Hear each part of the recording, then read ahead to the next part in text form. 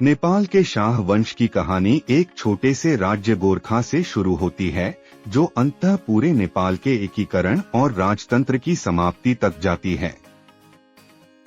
शाह वंश की जड़ें भारत के राजस्थान के राजपूत परिवारों से जुड़ी मानी जाती हैं। कई सदियों पहले यह परिवार हिमालय क्षेत्र की ओर बढ़ा और गोरखा में अपना राज्य स्थापित किया।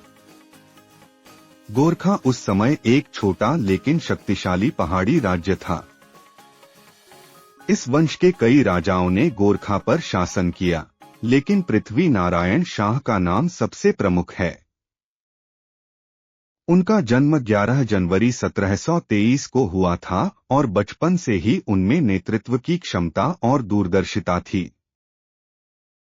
उस समय नेपाल का स्वरूप आज जैसा नहीं था, बल्कि यह दर्जनों छोटे छोटे राज्यों में बंटा हुआ था।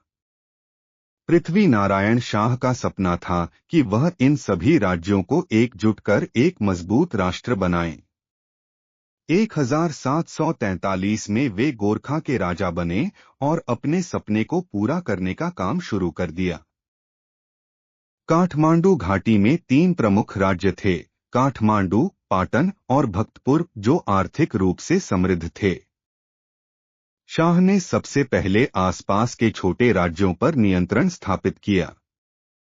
उन्होंने अपनी सेना को मजबूत किया और रणनीतिक युद्ध लड़े। 1768 में काठमांडू पर कब्जा करने के बाद पाटन और भक्तपुर भी उनके अधीन हो गए।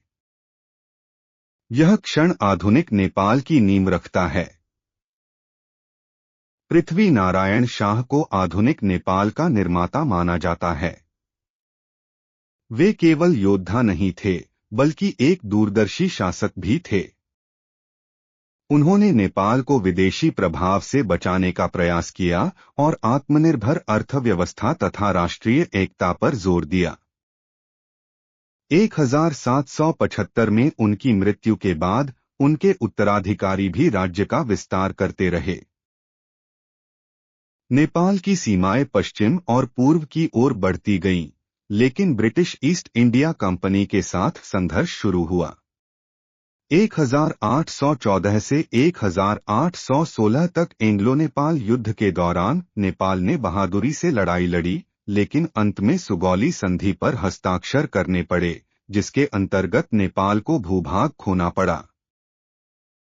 हालांकि नेपाल ब्रिटिश शासन के अधीन नहीं आया।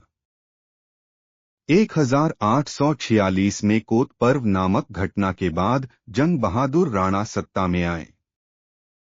शाह वंश के राजा बने रहे, लेकिन असली सत्ता राणा परिवार के पास चली गई। लगभग 104 वर्षों तक राणा शासन का नियंत्रण बना रहा। 1951 में राजा त्रिभुवन ने लोकतांत्रिक आंदोलन का समर्थन किया और राणा शासन का अंत हुआ। इसके बाद शाह वंश के राजाओं को फिर से वास्तविक शक्ति मिली। राजा महेंद्र ने विकास योजनाएं शुरू कीं और 1972 में राजा वीरेंद्र सिंहासन पर बैठे। राजा वीरेंद्र को जनता के बीच लोकप्रियता मिली और उन्होंने नेपाल की अंतर्राष्ट्रीय पहचान को मजबूत किया। हालांकि 1 जून 2001 को शाही हत्याकांड हुआ, जिसमें राजा वीरेंद्र और कई अन्य शाही परिवार के सदस्य मारे गए। इस घटना के पीछे युवराज दीपेंद्र का नाम लिया गया, लेकिन आज भी कई सवाल बाकी हैं। राजतंत्र का अंत राजा ज्ञानेंद्र के शासन के दौरान हुआ, जब 2006 में बड़े जनांदोलन हुए। 28 मई 2008 को नेपाल की संविधान सभा ने राजतंत्र समाप्त करने का निर्णय लिया, जिससे शाह वंश का लगभग 240 वर्षों का शासन समाप्त हुआ। नेपाल एक संघीय लोकतांत्रिक गणराज्य बना। इस तरह शाह वंश ने नेपाल को एक राष्ट्र बनाने, उसका एकीकरण करने और उसके इतिहास को आकार देने में महत्वपूर्ण भूमिका निभाई। आज भले ही नेपाल में राजतंत्र समाप्त हो चुका हो, शाह वंश का योगदान हमेशा याद रखा जाएगा।